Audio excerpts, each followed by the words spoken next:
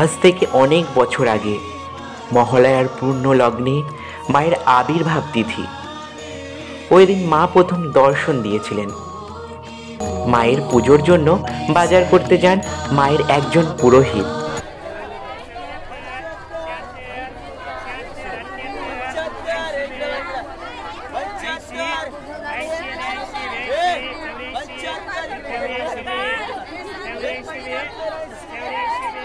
বাজার করতে গিয়ে পুরোহিত লক্ষ্য করেন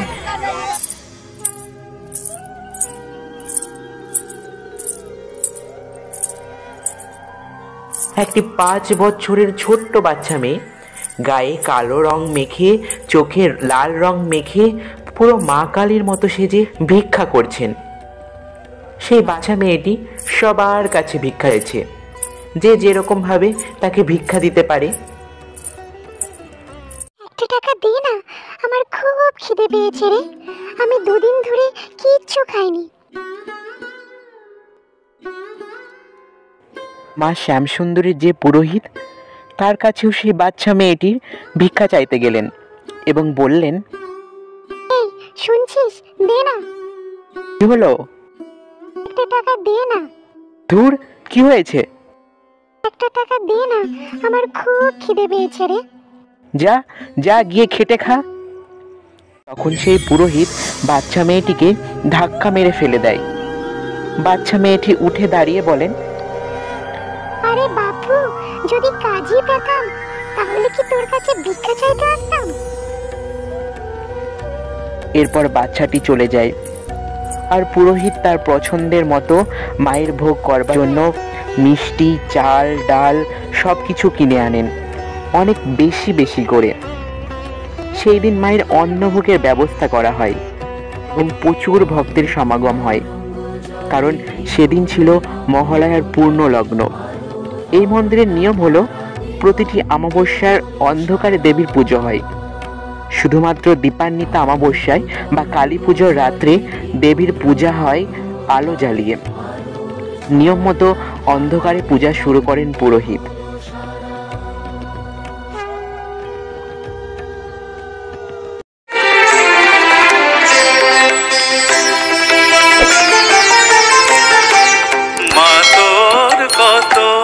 রঙ্গ দেখবো আর কতকাল সইব ছল, মা তোর কত রঙ্গ দেখবো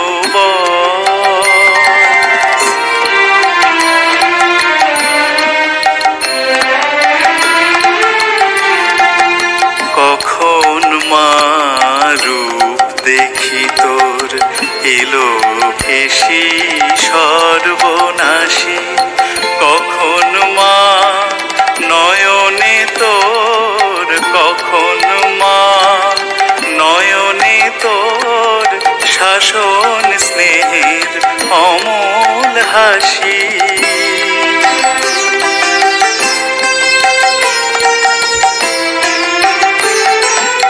আর কতকাল সইব ছল, মা তোর কত রঙ্গ দেখবো বল, মা তোর কত রঙ্গ দেখবো বল।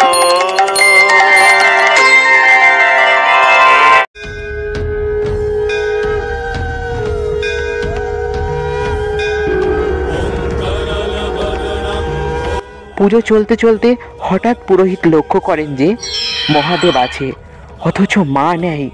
মহাদেব যেন মৃত মানুষের মতো শুয়ে আছে। এ কি, মা কোথায় গেল? মায়ের রং কালো, তাই হয়তো অন্ধকারে দেখা যাচ্ছে না। আমি বরং ঘিয়ের প্রদীপটা মায়ের কাছে নিয়ে গিয়ে দেখি।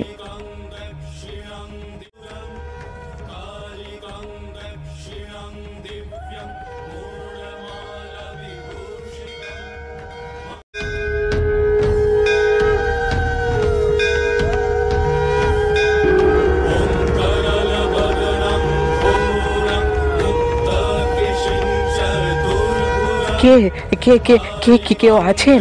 মা নেই, মহাদেব যেন মৃত মানুষের মতো আছে। কেউ কি আছেন? কেউ কি আছেন? পুরোহিত ভয়ে দুপা পিছিয়ে আসে। সেই মুহূর্তে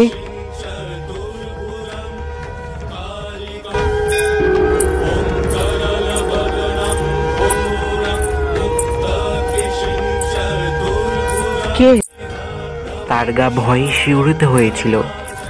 ঠিক সেই সময় ছম ছম করে আওয়াজ উঠেছিল।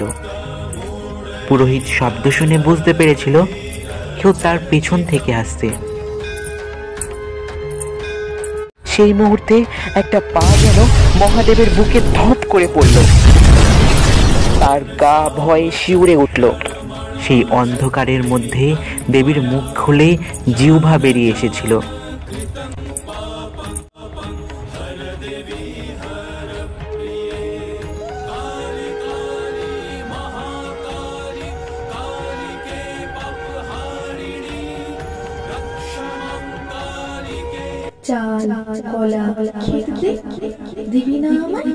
এই দেখে পুরোহিত অজ্ঞান হয়ে গিয়েছিল।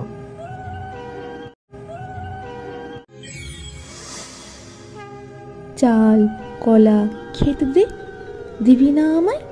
আমি শুধু বড় লোকের মা নই রে, আমি গরিবেরও মা। তাই আজ থেকে তুই যতই আমার জন্যে বিশেষ পূজা করিস না কেন, যদি কোনো ভক্ত এক মুঠা চাল আর একটি পাকা কলা নিয়ে আমার কাছে নিবেদন করে, ওর থেকে বড় আমার কাছে কিচ্ছু নয় রে। দে চাল কলা খেতে দে, দিবি না আমায়?